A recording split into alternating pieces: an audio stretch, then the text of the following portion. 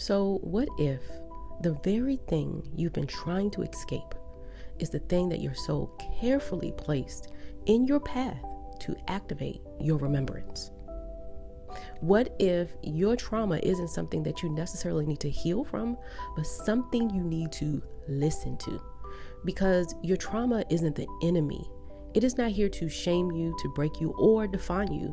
It's here to show you something sacred, something powerful, something that, if you're willing to see it through the lens of the soul, it will shift your entire relationship with your past. We've been taught for so long to see trauma as damage, as something wrong with us. But from a soul's perspective, trauma is an initiator, a teacher, a spiritual messenger, encoded with deeper meanings, agreements, and even sacrifices that stretch far beyond this lifetime.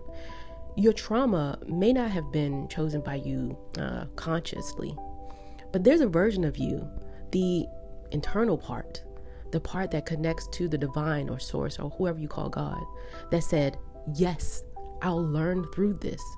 And what if the person who hurt you, yes, even them, was a part of that agreement too? Oh, expand, Nicole, expand. See, this is where things get harder to accept, but are infinitely more freeing, because sometimes the person who caused that deep, deep pain is someone who actually loves you at a soul level in a way that we can't yet comprehend. Not the egoic human love, but the soul deep down love, the kind that says, if I have to play this villain in this life to awaken you, I will. It doesn't make their actions okay, and it doesn't mean you deserve the pain, but it does mean there may be more to the story than the wound. I once watched this film where a father, addicted and hardened, forced his son to work as a child. No nurturing, no softness, just relentless expectations masked as discipline.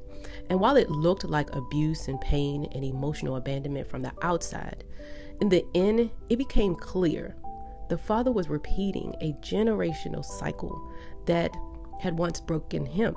But in passing it down, something shifted. The son succeeded.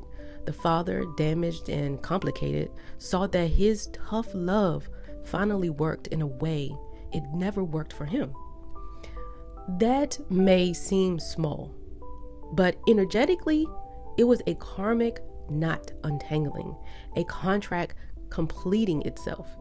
And when I watched that, my soul, it nodded like yes, because sometimes trauma doesn't just create pain, it completes something ancestral. Sometimes the ones who harm us most deeply are carrying out roles that they agreed to in the spiritual realm, not to destroy us at all, but to activate something sacred inside of us: strength, self-trust, boundaries, voices, purpose.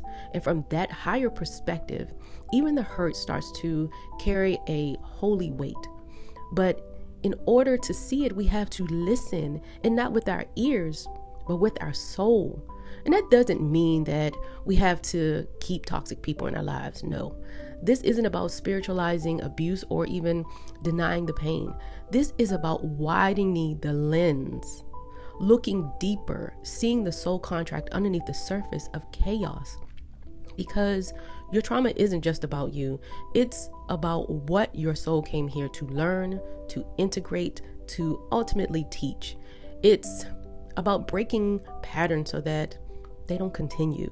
It's about being the one who turns pain into power, who ends the cycle with truth instead of silence. And that's what makes trauma so sacred. When you lean in and ask it, what did it come here to show you? It speaks. It speaks in memory, in patterns, in emotions, in physical sensations. And if you are brave enough to keep listening, it will guide you to parts of yourself you didn't know that you had abandoned. That's where the key is. That's where you remember your worth, your voice, your discernment, your divine responsibility to choose your own path. Because that's the other piece. free will. Your soul may have agreed to the lesson, but you still get to choose the meaning you make from it. The narrative you carry, the path you walk. Life can offer the wounds, but only you can choose whether to become the wound or become the wisdom, whether to repeat it or alchemize it.